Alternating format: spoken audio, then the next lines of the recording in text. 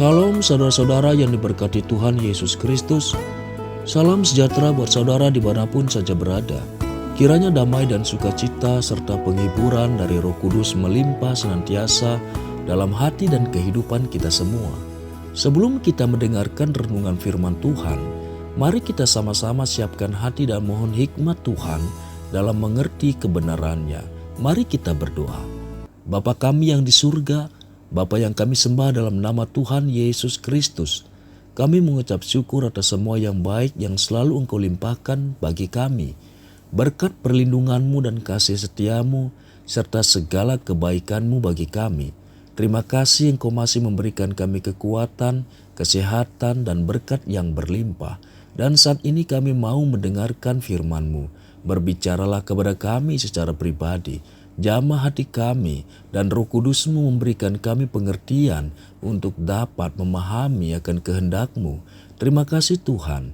Dalam nama Tuhan Yesus kami berdoa. Amin. Selagi muda, carilah Tuhan dengan kesungguhan. Saudara-saudara yang diberkati Tuhan, renungan firman Tuhan saat ini terdapat di dalam kitab 2 Tawarik pasal 34 ayat 33. Yosia menjauhkan segala dewa kekejian dari semua daerah orang Israel dan menyuruh semua orang yang ada di Israel beribadah kepada Tuhan Allah mereka. Maka sepanjang hidup Yosia, mereka tidak menyimpang mengikuti Tuhan. Hari ini kita akan belajar dari kehidupan salah satu tokoh dalam Alkitab yang bernama Yosia. Ternyata, masa muda tidaklah menjadi halangan untuk kita hidup mencari Tuhan dan melakukan kehendak-Nya. Perhatikan, Alkitab menyatakan bahwa Yosia menjadi raja saat ia masih berusia belia, yaitu 8 tahun. Yosia masih kanak-kanak saat menjabat sebagai raja.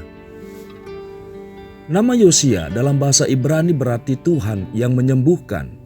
Tentang Yosia ini, Alkitab menyatakan ia melakukan apa yang benar di mata Tuhan dan hidup seperti Daud, bapa leluhurnya, dan tidak menyimpang ke kanan atau ke kiri. 2 Tawarik 34 ayat 2. Dan pada tahun ke-8 dari pemerintahannya ketika ia masih muda belia, pernyataan tahun ke-8 dari pemerintahannya berarti saat Yosia menginjak usia 16 tahun, usia remaja, usia transisi atau masa peralihan antara masa anak dan masa dewasa. Disebut pula usia rawan, di mana seorang sedang mencari jati dirinya. Ada 3 hal yang dapat kita pelajari kenapa Yosia sukses menjadi seorang raja. Yang pertama, Yosia mencari Tuhan dengan sungguh-sungguh. Sekalipun masih tergolong remaja, Yosia mau belajar dari sejarah masa lalu dengan mengikuti kebiasaan hidup bapa leluhurnya, yaitu Raja Daud, untuk hidup takut akan Tuhan.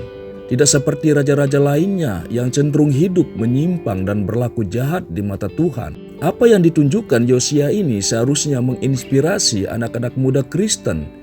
Sebagai orang muda, Yosia pasti mempunyai banyak keinginan dalam hidupnya. Apalagi kedudukannya sebagai raja yang mempunyai segalanya. Tentulah Yosia sangat disibukkan dengan tugas-tugas protokoler kerajaan atau agenda kerja yang sangat padat. Meski demikian, ia tetap mengutamakan hal yang terpenting dalam hidup ini, yaitu mencari Tuhan. Kata mencari berarti ada suatu upaya, usaha, kemauan, dan komitmen untuk menemukan Tuhan dengan segenap hati dan jiwa. 4 tahun kemudian saat Yosia berumur 20 tahun, ia melakukan pembaharuan rohani di seluruh tanah Israel, menyucikan Yehuda dan Yerusalem dengan merubuhkan patung-patung dan mezbah penyembahan berhala. 2 Tawarik 34 ayat 1-7. Yang kemudian diikuti dengan perbaikan bait Tuhan. 2 Raja-Raja 22 ayat 3-7. Semua perkara yang tidak berkenan kepada Tuhan ia singkirkan.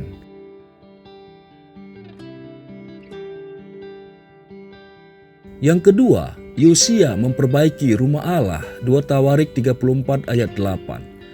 Setelah menghancurkan berhala dan mezbahnya, Yosia memperbaiki rumah Allah. Kita yang sudah bertobat dari dosa harus memperbaiki rumah Allah, yaitu hidup kita. Setelah berbalik kepada Allah, tubuh kita bukan milik kita sendiri, tapi menjadi milik Tuhan. Yang perlu dilakukan untuk memperbaiki bait Allah. Yang pertama, memberikan persembahan uang, 2 Tawarik 34 ayat 9-10. Selain secara tekstual memberi dana persembahan, persembahan uang bisa diartikan sebagai persembahan diri untuk melayani Tuhan. Bekerja untuk Tuhan berarti mentaati perintah untuk melayani Tuhan. Saat melayani Tuhan, kita akan mengalami pertumbuhan iman.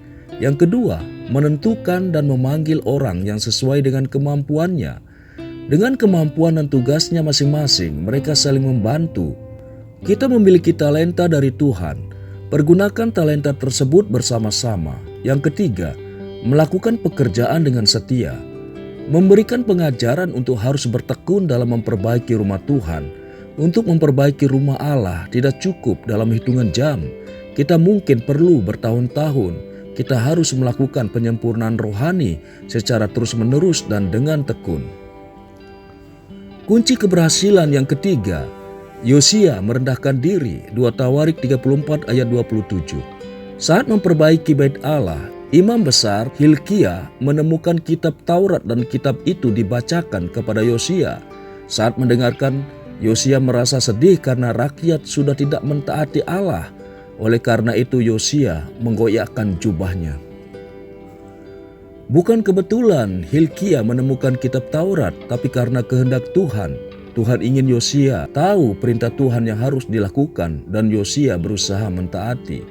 Bagaimana sikap kita saat mendengarkan firman Tuhan? Yang pertama, fokus konsentrasi mendengar Lukas 8 ayat 18a. Ada 2 faktor, internal dan eksternal, yang mempengaruhi fokus kita saat ibadah. Faktor eksternal contohnya, notifikasi gadget di tengah ibadah.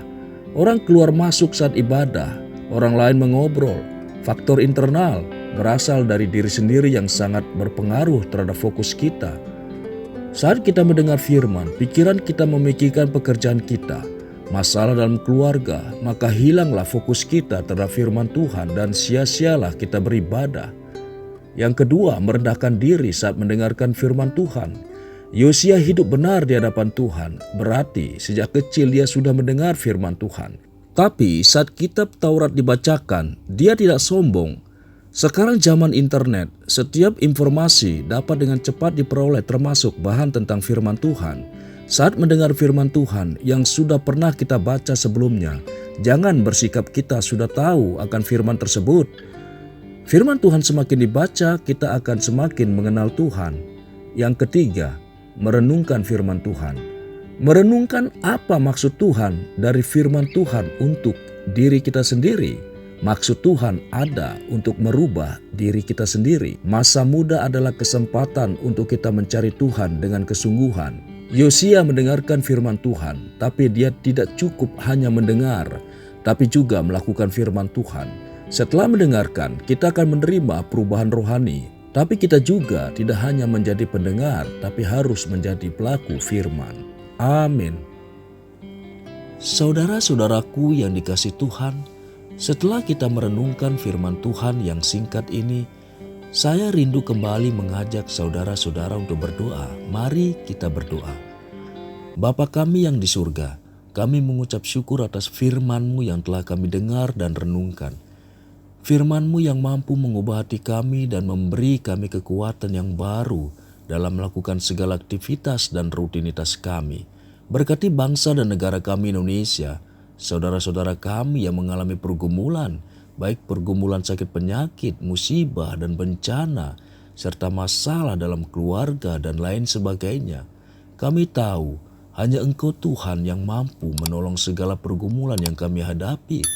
Kiranya Engkau membuka jalan dan Roh Kudus-Mu terus menuntun hati kami untuk mengerti kehendak-Mu dan menjadi pelaku firman-Mu. Terima kasih Tuhan, kami serahkan semuanya ke dalam tangan-Mu. Ampunilah segala kesalahan dan dosa kami. Kiranya berkat dan damai sejahtera serta kasih karunia Tuhan terus menjadi bahagian kami. Hanya di dalam nama Tuhan Yesus kami berdoa. Amin. Haleluya. Saudara yang dikasihi Tuhan, saya percaya firman Tuhan saat ini sudah menjadi berkat dan kekuatan bagi kita semua. Tuhan Yesus kiranya memberkati. Sampai jumpa pada renungan berikutnya. Amin.